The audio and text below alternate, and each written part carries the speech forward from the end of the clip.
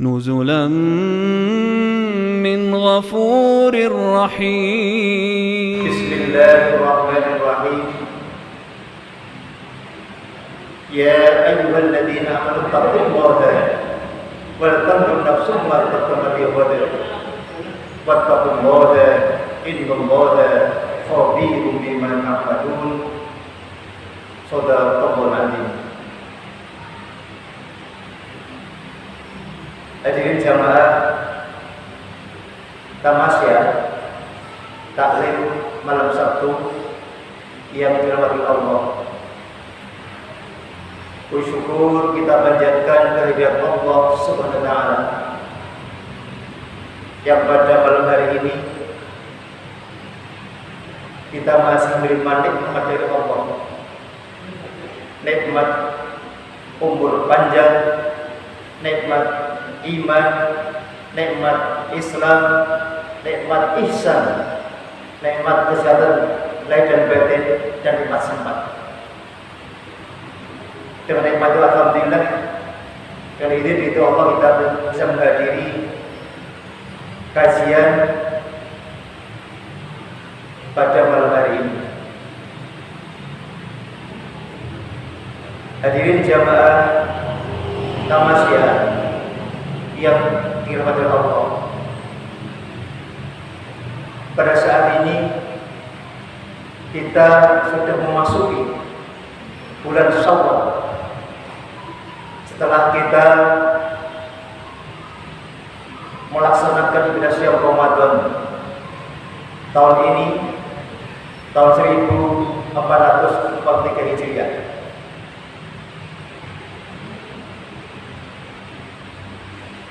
Allah telah memberikan nikmat umur panjang pada kita.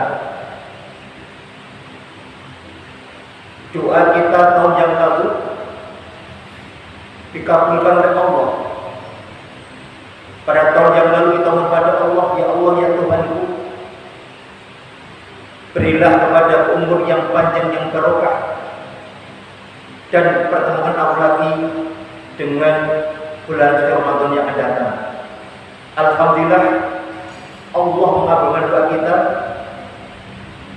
Pada bulan kemarin, beberapa hari yang lalu, di bulan Ramadan kita bisa melaksanakan ibadah siam Ramadan. Itu bukti bahwa doa kita dikabulkan oleh Allah. Tentunya konsekuensi doa yang Allah kabulkan, kita harus betul-betul mengisi Ramadan dengan amal soleh kita sebanyak-banyaknya. Pada bulan Ramadan, amal kebaikan kita pahalanya dilipatkan oleh Allah. Pun juga pada Ramadan kemarin pun kita juga mohon pada Allah dengan doa yang sama, ya Allah ya Tuhanku,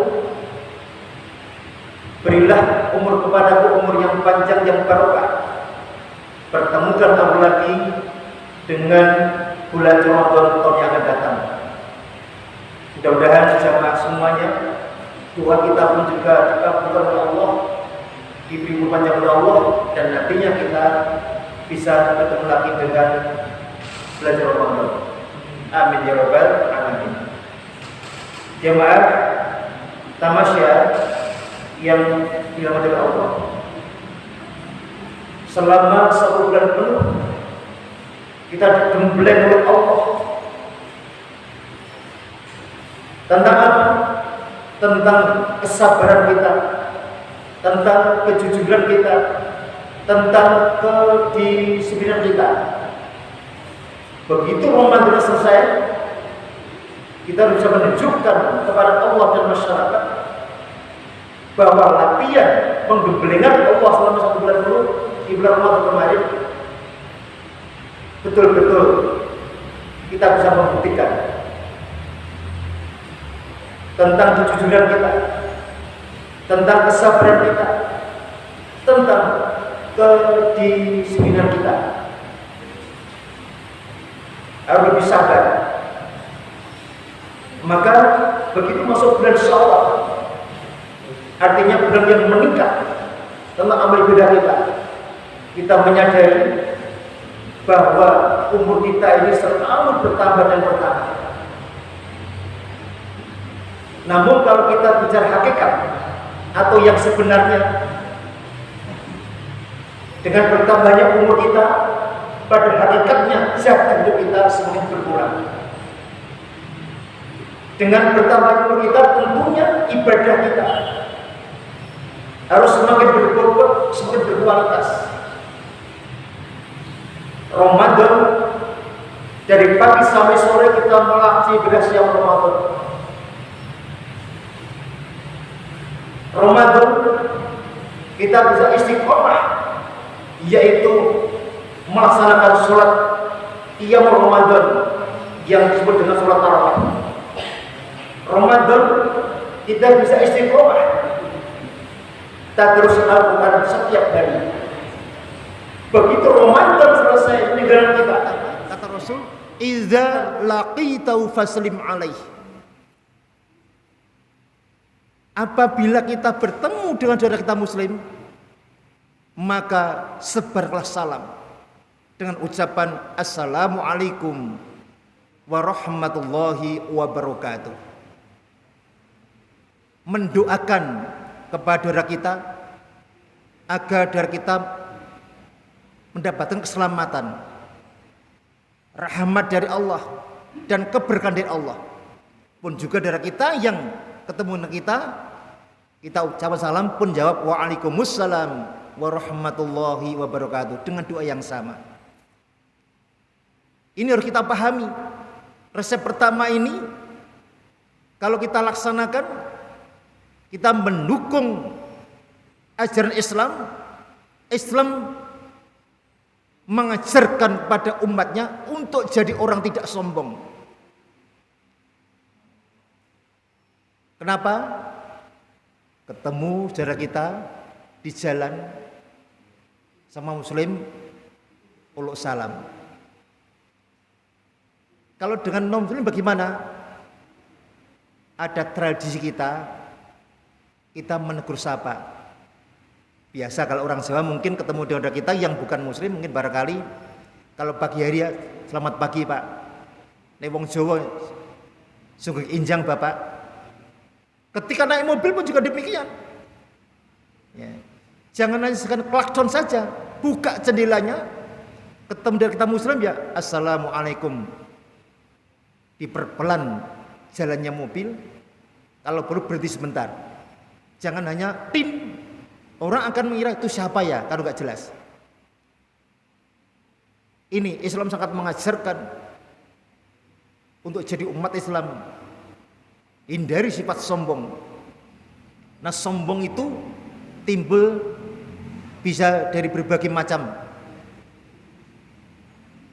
Yang pertama, kesombongan seorang bisa muncul dari pribadi seorang mungkin karena hartanya. Yang kedua, bisa ilmunya. Yang ketiga, mungkin bisa juga keturunannya.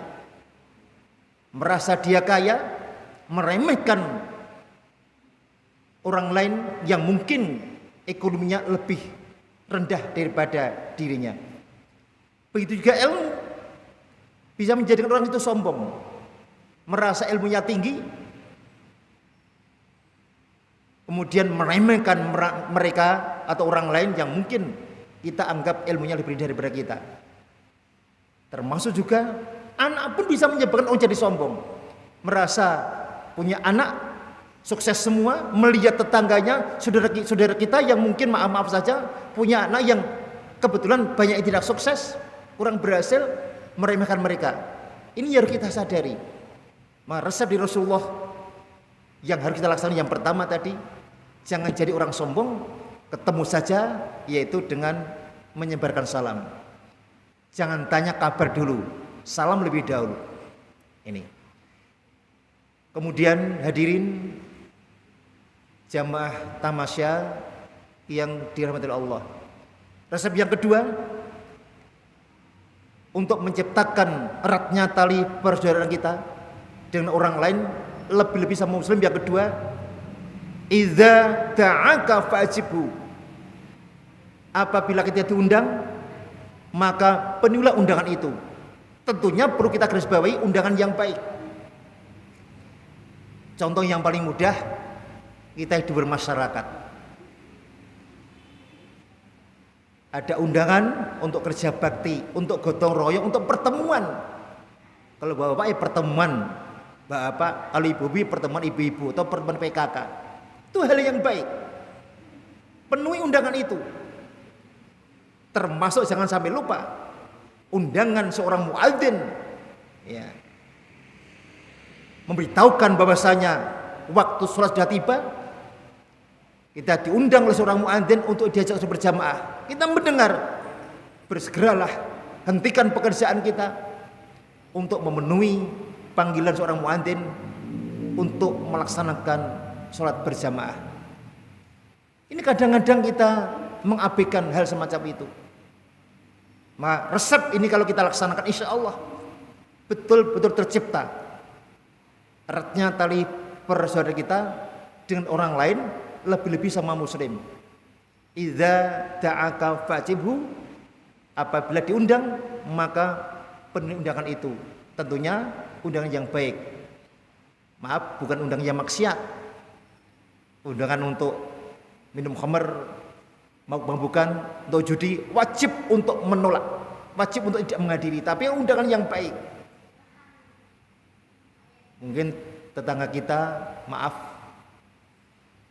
mungkin menikahkan putri atau putranya, kan baik kita menghadirinya.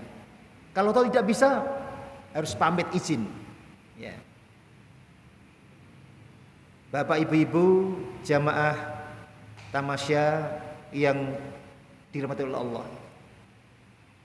Kemudian resep yang ketiga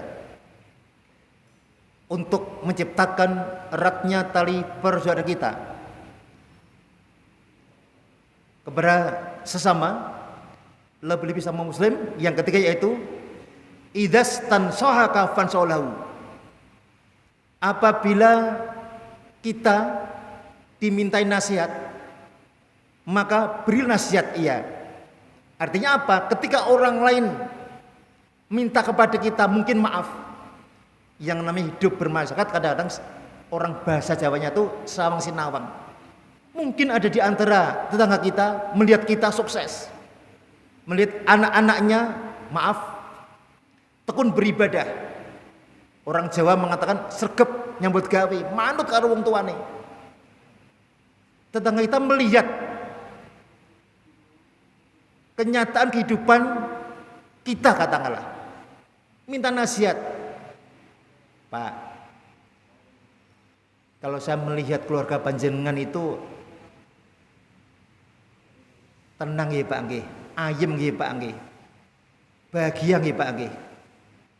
Kok saged ngenten Pak, nek kula ningali putra panjenengan dok sregep-sregep nyambut gawe, dikongkon wong tua ya manut, salat jamaah ya salat jamaah, ngaji ya ngaji. Niku resepnya napa to Pak? Karena kita dimintai nasihat, maka beri nasihat teman kita tersebut. Oh ngenten Pak. Yang penting kita jadi orang tua itu uswatun hasanah Bapak. Maksudnya pun Pak, kita selaku orang tua memberikan contoh pada anak-anak kita. Ketika kita menginginkan anak-anak kita bertutur kata yang santun, jangan sekalipun kita bertutur kata kurang santun dilihat oleh anak kita. Sekali saja kita kurang santun, anak kita akan berkali-kali tidak santun. Contoh yang kedua, kalau kita menginginkan anak kita makan minum sambil duduk, jangan sekalipun kita makan minum sambil berdiri. Sekali saja kita makan minum sambil berdiri, anak akan berkali-kali.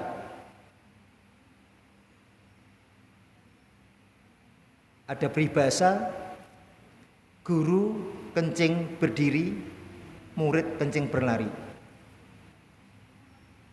Maka orang tua sebagai uswatun hasanah pada anak-anak kita. Kalau kita berdoa pada Allah, Rabbana hab lana min azwajina wa dzurriyyatina qurrata ayun waj'alna lil muttaqina imama. Kita mohon pada Allah, ya, agar pasangan kita siapa? Anggota keluarga kita, bisa istri kita, suami kita, anak-anak kita, atau mungkin orang tua kita atau mertua kita hidup bersama dengan kita, keluarga kita. Itu pasangan kita. Apa doa kita? Qurrata ayun, sejuk dipandang mata oleh kita.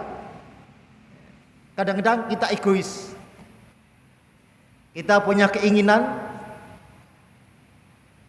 yaitu anak-anak kita ketika kita lihat qurrata ayun, sejuk dipandang mata.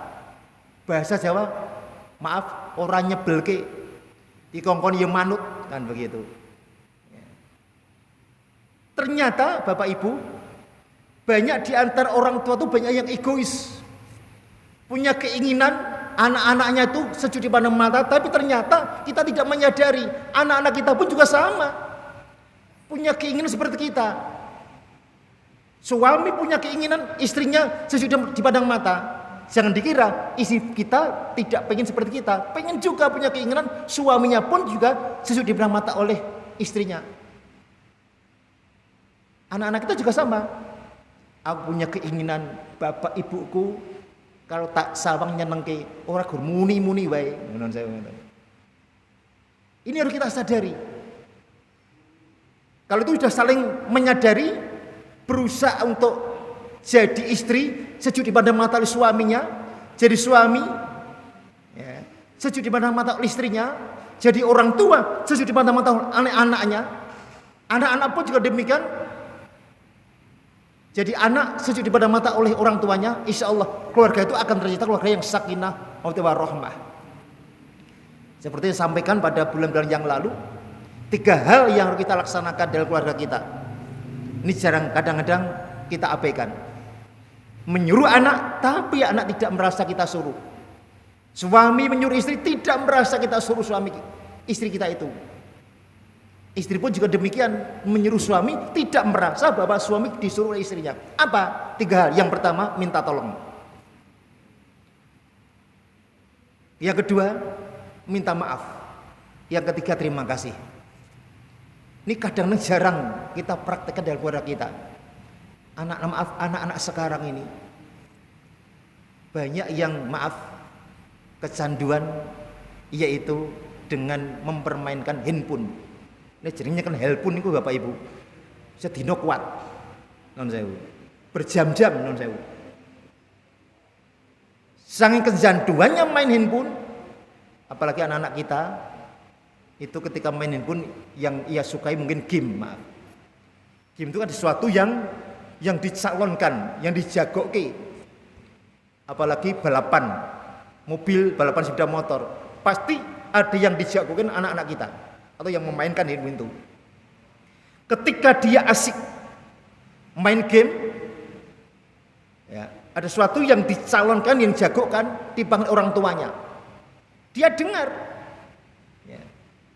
Karena imannya lemah, cara pemanfaatan pun tidak bisa dengar, tapi pura-pura nggak dengar. Kalau toh dengar paling-paling entar ma, dipanggil mamanya entar ma, dipanggil papanya entar pak. Maka kalau boleh saya istilahkan, anak-anak di kota-kota besar untuk zaman saat-saat ini banyak yang terserang penyakit gapatar. Di kota besar banyak yang terserang penyakit gapatar. Kalau di desa, di kampung-kampung, anak-anak tidak hanya anak-anak SD, anak TK, bahkan PAUD sampai mahasiswa, banyak yang terserang penyakit gapose. Apa itu gapatar? Apa itu gapose? Ini saya angkat dalam karya ilmiah saya yang kemarin saya ikutkan untuk lomba guru berprestasi di Kota Semarang. Itu real terjadi. Sehingga alhamdulillah doa restu Bapak Ibu semuanya, saya juara 1 guru berprestasi di Kota Semarang tahun 2022 tahun ini. Mengangkat tentang apa? Dampak penggunaan handphone terhadap perilaku peserta didik. Saya mengadakan penelitian dalam salah satu sekolahan. Apa itu gapatar? Ketika anak main handphone, dipanggil orang tuanya, dengar, tapi karena asik main handphone, ternyata anak-anak kita terserang punya gapat. Apa itu? Gerakan apa pantar. Itu terbukti itu. Entar mah asik main handphone. Neng desa gapo sik gerakan apa-apa sik tombok, sik topak. Asik main handphone, game tadi yang dicalonkan, wah meh menang niku. Kan dipanggil terus oleh orang tua, terus kalah. Apa yang terjadi? Apa reaksi dari anak? Ya gara-gara papa toh manggil terus kalah. Salah ke wong tuane malah. Ini yang plus perlu ada perhatian dari kita selaku orang tua. Kita jelaskan, kita pahamkan tentang pemanfaatan handphone yang anak-anak miliki. Ya. Nak, ketika sholat saja ketika orang tua manggil, maka bacaan kamu harus kamu keraskan. Contoh misalkan Don Sewu, mungkin sebelum sholat sempat ngobrol dengan ibunya, dengan bapaknya, mungkin habis sekolah, pulang sekolah, yalah nggak sempat sholat jamaah, sampai rumah salaman bapak ibu, kemudian tahu hilang anak itu. Tidak hilang dalam arti hilang di luar, enggak. Anak itu meninggalkan orang tua, habis ngobrol kemudian ambil air wudhu masuk kamar. Lah orang tua mencari anak tersebut. Loh anak lanangku ditemu, mau bareng ngobrol karo kowe ora ono. Diundang-undang. Maaf, misalkan namanya Amir. Nang, Mir. Lah saat itu Amir sedang sholat di kamarnya. Islam mengajarkan Bapak Ibu adik-adik, anak-anak semua. Islam mengajarkan ketika kita sholat, Bapak Ibu kita panggil kita mendengar, maka bacaan sholatnya kita keraskan. Misalkan contoh nama anak Amir namanya, baru baca Al-Fatihah. Ya. Ibu nggak tahu, tadi kan habis ngobrol tahu hilang anak itu, ternyata anak itu sedang sholat. Ya. Mir, anak sedang baca Al-Fatihah. Ya. Karena dengar ibunya manggil, dikeraskan. Alhamdulillahi Rabbil Alamin. Suara dikeraskan, ibunya pun juga belum dengar. Mir, Ar-Rahmanir Rahim. Tetap nggak dengar juga ibunya. Mir, kamu di Batona? Maliki Yaumiddin 3 kali. Panggil, Mir. Batalkan sholat saat itu, kita batalkan. Kenapa? Orang tua butuh kita. Walaupun sedang sholat. 3 kali orang tua manggil kita ketika sholat, batalkan sholat kita, kemudian hampiri orang tua kita. Pada saat itulah orang tua butuh pada kita. Karena lemahnya iman anak, ya pernah dengar nek sholat kuwi dipanggil wong tua kon semaur kudu dikeraske bacaannya. Tapi pas dikei penjelasan ustadznya turu bocah itu, atau mungkin pamit ke belakang. Kalau 3 kali berarti orang tua butuh kita. Pada saat itu dijelaskan oleh ustadznya, anak itu nggak mendengarkan. Ya. 3 kali orang tua manggil lagi. Anak tadi karena tidak mendengar penjelasan dari ustadznya, apa? Ibu ki maaf. Budek ibu ki. Kowe ora krungu piye to, Bu? Aku lagi sholat loh. Ya. Kok ora krungu? Aku bola-bali tak keraske bacaan kok ora krungu. Ketika anak mengatakan dalam dirinya, walaupun tidak disuarakan, batinnya mengatakan ibu wis tuli tenan kuwi. Ya. Saat juga anak sudah durhaka pada orang tua. 1, sudah mengatakan ibunya tuli. Yang kedua, batal sholatnya. Atau boso, ibu budek kok tak keras ke ora krungu aku lagi sholat. Saat juga sholat kita batal. Yang kedua, dosa besar pada orang tua. Ini sholat, apalagi main HP. Maka anak-anak, adik-adik semua, ketika sedang main HP, walaupun asiknya bagaimanapun, orang tua kita letakkan handphone kita, ambil orang tua kita. Ingat bagaimana susah payah orang tua kita ketika orang tua kita mengasuh kita, melihara kita. Sakit saja, maaf, sakit saja. Walaupun orang tua kita, maaf, tidak mampu, kondisi ekonomi tidak mampu. Sangat parah anaknya, periksa ke rumah sakit. Anak masuk kamar, pemeriksaan dokter, kemudian dokter keluar, orang tua tanya, gimana dokter kondisi anak saya? Dokter menjawab, ibu, orang tuanya, iya dokter. Gimana dokter kondisi anak saya? Ini maaf ibu, putri ibu harus dirawat secara intensif di rumah sakit dan nanti harus dilakukan operasi ibu. Apa jawab orang tua?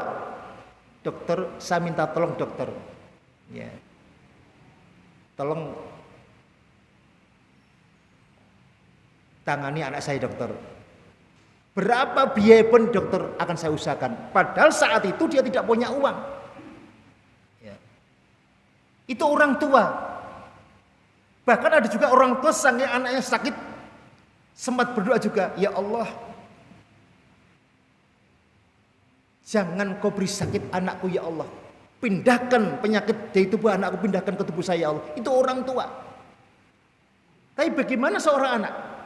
Ketika anak, maaf, pendidikan agamanya kurang, kemudian orang tua ada pensiun, kemudian orang tuanya sakit, kebetulan dia punya anak 5, bawa ke rumah sakit, masuk kamar, pemeriksaan, anaknya di luar kamar semua, kemudian dokter keluar, anaknya langsung mendekati kamar. Bagaimana dokter kondisi orang tua saya atau ibu saya atau bapak saya? Ya dengan sinten bu, kula putra-putranipun. Ini sedaya nggih, anaknya 5. Ini gini, ibu jenengan iki harus dirawat nggih. Itu dirawat secara intensif dan nanti harus diadakan operasi. Terus pundi ibu-ibu? Karena didikan agama kurang, apa jawaban anak? Tidak seperti orang tua ketika anaknya sakit spontan, dokter tolong selamatkan anak saya dokter, biaya berapapun saya usahakan. Anak yang didikan agama kurang, anak 5, sebentar dokter, kami kan musyawarah lebih dahulu. Ya. Ibu is loro parah, ditekoki dokter arep musyawarah sih. Sing cilik piye ki mbak? Lah piye dik, ngakui bar mantu anakku kowe. Piye mas? Bojoku bar loro dik. Piye mbak? Anakku bar sunat dik. Ya ini pirang-pirang. Lah terus piye ibu geraki piye terusan? Aku ora ndek duit piye nek? Ya wis diputuske wae, ibu go balik wae. Lho, nun sewu. Malah go balik. Padahal harus dirawat betul di rumah sakit. Akhirnya apa? Ibu tidak bisa terawat, akhirnya meninggalkan putra-putrinya, meninggal dunia. Ini yang terjadi ketika salah didik, salah asuh, punya anak yang pendidikan agamanya kurang. Maka anak itu Bapak Ibu, investasi kita. Maka didik putra-putri ini jadi putra-putri yang soleh dan solehah. Ini yang harus kita sampaikan. Orang tua luar biasa. Bahkan ya, sampai-sampai itu saya sampaikan, ketika anaknya sakit pun ibunya rela berdoa pada Allah, ya Allah, jangan kau berikan penyakit pada badan anakku ya Allah. Pindahkan ke badanku ya Allah sehingga anakku sehat walafiat. Ini orang tua luar biasa. Ya ini. Suatu ketika ada seorang bapak ya, itu diadu oleh seorang anak menghadap Rasulullah. Ya Rasulullah, bapak saya itu suka mengambil, mencuri harta saya ya Rasulullah. Harta saya banyak diambil oleh orang tua saya, oleh bapak saya. Siapa? Mana bapakmu? Itu ya Rasulullah. Kemudian apa? Bapak dipanggil. Betul Pak, itu putramu. Ya ya Rasulullah, itu anak saya. Kata anakmu, kamu kan suka mengambil harta anak kamu. Betul ya Rasulullah. Kenapa? Ketika saya sukses, ketika saya bahagia, ketika saya punya harta banyak ya Rasulullah, Anak saya menikmati harta saya. Saya kerja untuk anak saya ya Rasulullah. Dari pagi sampai sore ya Rasulullah. Bahkan sampai malam ya Rasulullah. Membanting keringat, membanting tulang, memeras keringat ya Rasulullah. Dari pagi sampai sore untuk anak saya. Bahkan kita tahu anak itu ketika orang tuanya sugih, kaya, punya mobil, anak ketemu temannya, "Loh, ini mobil siapa?" "Mobilku." Padahal mobil bapaknya boleh ibuke. Ketika anak itu di rumah yang megah, ketemu temen dolan, "Loh, kok kene to? Iki mak sapa kok apik men?" "Omahku." Padahal omahe bapake. Ini. Tapi yang terjadi ketika orang tuanya sudah pensiun ikut anaknya di kampung halaman anaknya. Ya. Dilah kok yo ketemu konco dolan waktu nome. Waktu nome ketemu pas di luar rumah bapaknya leye-leye. Kemudian ketemu teman main waktu muda lewat situ. Kebetulan dia juga ternyata pindah kampung di situ. "Lho Pak, kon ngene Pak jenengan Pak." "Ki mae sapa Pak? Kok apik men?" "Omahe anakku." Tidak mungkin anak ki omahku, enggak mungkin. "Lho kok Pak, ning garasi ono mobil apik men Pak, ono 5 apik-apik kabeh." "Mobil anakku." Ini subhanallah. Orang tua enggak pernah menyatakan mobilku, omahku, mobil anakku, omahe anakku. Tapi anak kita punya mobil mewah, rumah juga bagus, ketemu temannya, "Mobilku, omahku." Yang terjadi begitu Bapak Ibu. Maka ketika kita jadi anak, semua yang hadir semua jadi punya anak dan jadi anak di orang tua kita. Jangan pernah durhaka pada orang tua kita. Maka Rasul tadi begitu dilapori anak tersebut, ya. Karena begitu anak saya sukses, anak saya tidak memperhatikan saya ya Rasulullah. Saya makan bersusah ya Rasulullah. Anak saya sukses, anak saya kaya Rasulullah. Maka saya mengambil harta anak saya. Apa? Kata Rasulullah, "Silahkan ambil sepuas kamu." Jadi orang tua tidak ada yang mencuri hartanya anak Anda. Itu haknya orang tua. Kenapa? Karena anaknya saking kebangetan ra gelem ngopeni wong tuane. Nah, ini Masya Allah. Bapak Ibu hadirin jamaah taman saya hormati. Ini sekedar contoh saja. Ketika kita diminta nasihat, maka beri nasihat orang yang mungkin mandang kita lebih sukses. Orang tua sebagai uswatun hasanah di anak-anak kita. Kemudian yang keempat Bapak Ibu, resep dari Rasulullah untuk menciptakan eratnya tali persaudaraan kita dengan orang lain lebih sama muslim. Idza atosa fahamidallah, sampai itu. Apabila kita mendengar dari kita bersin, kemudian memuji pada Allah, alhamdulillahirabbil alamin, maka kita menjawab mendoakan ya hamikallah. Dan yang bersin yahdi kemudian yaghfir lakum. Mohon pada Allah agar yang mendoakan tadi agar dapat hidayah dari Allah dan Allah mengampuni dosa-dosanya. Subhanallah. Bersin saja ya, itu ada tata caranya Bapak Ibu. Agar suaranya tidak keras ya, biar tidak hujan lokal, maka gunakan kedua tangan kita, nutup hidung kita, mulut kita. Biasakan itu dan memuji pada Allah. Bagaimana rasanya orang bersin tidak jadi bersin? Masya Allah. Pusing kepala kita. Kadang kita lari ke luar rumah melihat matahari atau dikeliling gitu hidung kita, kin wahing. Ternyata begitu kita bersin itu berjuta-juta penyakit keluar dari tubuh kita. Maka Rasulullah mengajarkan memujilah pada Allah. Alhamdulillah. Nah ini. Jangan sampai seperti orang-orang di sana yang tidak beriman, yang kurang beriman agama, wahing dibantar-bantar ke. Artinya apa? Orang marem. Jangan sampai di antara kita keluarga muslim, jangan sampai ketika bersin, maaf, orang marem ini dibantar ke. Jangan sampai. Wahing tahu pohon, wahing tahu guling, jangan sampai. Harus alhamdulillah. Ya ini. Kemudian Bapak Ibu, yang kelima, resep dari Rasulullah untuk menciptakan eratnya tali persaudaraan kita kepada orang lain lebih bisa muslim. Yang kelima, idza maridho fa'udhu. Apabila ada di antara kita yang sedang sakit, maka besoklah ia. Kita menengok tilik wong loro. Ternyata ajaran Islam ini diikuti oleh ajaran non muslim. Hingga Islam mengajarkan eneng wong loro tilik ono. Doakan mereka agar Allah mengangkat penyakitnya. Ya. Dan tidak akan kambuh lagi. Kalau toh dia luka, sembuhkanlah ia ya Rasul, ya Allah, dan jangan saya meninggalkan luka. Ini luar biasa. Resep sangi Rasulullah itu yang kita laksanakan. Saling mendoakan. Jangan salah. Ya. Ketika teman kita sakit, yang pertama kita doakan, rasa jak ngobrol suwe-suwe. Kadang-kadang kok macam-macam non sewu, nggak sadar kita. Sakit apa toh Mbak? Bentar Bu. Loh pirang derajat? Kawan dosa derajat Bu. 40 derajat. Wah hebat kono Mbak. 40 derajat sih kuat walaupun opnam. Tonggoku wingi Mbak. 29 lho Mbak. Langsung mati ra kuat. Kuwi ampun lho. Tilek wong loro malah medeni-medeni. Kita tinggalkan teman kita mati akhirnya non sewu. Langsung kita doakan agar Allah segera mengangkat penyakitnya begitu. Bagi balik rasa suwen-suwen non sewu. Penting mendoakan. Dia akan merasakan bahwa teman kita, saudara kita ada yang perhatian dengan kita, mendoakan kita.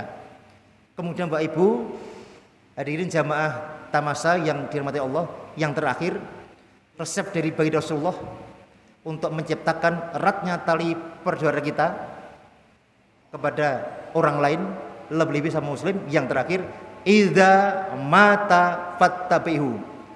Apabila ada di antara yang meninggal dunia, maka bertakziahlah. Ya, ini tidak pandang apakah dia muslim atau tidak. Hidup bermasyarakat. Ojo nganti kadang tonggoku kuwi orang muslim, aku mau layat, jangan sampai. Hidup bermasyarakat. Ya, kita harus apa? Harus bertakziah. Ingat, hidup bermasyarakat. Islam tegas. Masalah akidah lakum dinukum waliyadin. Tapi masalah keduniaan kita harus kerjasama. Boleh nyambut gawe karo wong muslim boleh. Tapi akidah tegas lakum dinukum waliyadin. Toleransi masalah muamalah. Ya. Masya Allah. Bukan masalah ibadah. Jadi masalah keduniaan silahkan. Nyambut gawe bareng silahkan boleh. Tapi masalah akidah harus tegas. Ya. Ini harus perlu kita apa? Harus kita pahami. Ya. Dengan kita tilik wong loro, besok orang yang sedang meninggal dunia tadi, keluarganya meninggal dunia, mereka akan merasa bahwa dihibur oleh kita. Pun juga nanti ketika ada saudara kita yang mungkin meninggal dunia, tentang kita pun juga akan takziah kepada keluarga kita. Bapak Ibu, ini 7 resep dari Rasulullah yang perlu kita pegang, yang perlu kita laksanakan, sehingga apa? Akan tercipta suasana damai, suasana nyaman, hidup bermasyarakat. Karena apa? Karena kita ketemu dengan teman kita, uluk salam, tidak ada sifat sombong karena aruh-aruh tadi. Kemudian ketika kita diundang, penuhi undangan itu, kita diminta nasihat, berilah nasihat pada orang yang minta nasihat kita. Ketika doa kita bersin, berdoa kita mendoakan mereka. Ketika teman kita, saudara kita sakit, kita tengok mereka. Ketika saudara kita ada yang meninggal, kita bertakziah. Ini yang kita laksanakan. Masuk bulan Syawal, mari kita tingkatkan Bapak Ibu. Jangan sampai ibadah kita semakin melemah. Harus kita tingkatkan.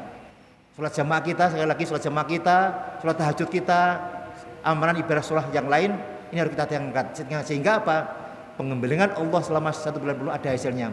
Mudah-mudahan apa yang saya sampaikan pada malam hari ini ada manfaatnya, dan kita mohon pada Allah semoga 7 resep dari Rasulullah yang saya sampaikan tadi untuk menciptakan eratnya tali persaudaraan kita antar sama, lebih-lebih sama muslim, itu bisa kita laksanakan sehingga kita menjadi hamba Allah yang betul-betul bisa melaksanakan ajaran Islam dan menjadi umat Rasulullah yang taat kepada Allah dan Rasulnya. Amin ya rabbal alamin.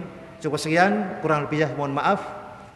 Subhanakallahumma wa bihamdika asyhadu an la ilaha illa anta astaghfiruka wa atubu ilaik. Wassalamualaikum warahmatullahi wabarakatuh.